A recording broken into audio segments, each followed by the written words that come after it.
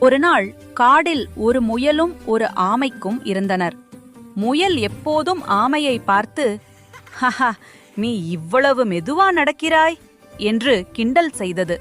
ஆமை அமைதியாகச் சிரித்து, "முயலே, வேகம் மட்டும் போதாது, பொறுமையும் முக்கியம்" என்றது.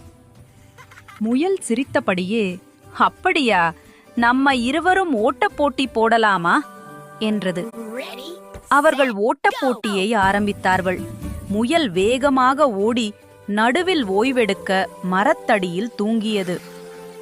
ஆமை மெதுவாகவும் ஆனால் நின்று விடாமல் நடந்தது. முயல் இன்னும் தூங்கிக் கொண்டிருந்தது. இறுதியில் ஆமை பொறுமையுடன் நின்று விடாமல் சென்று போட்டியில் வெற்றி பெற்றது.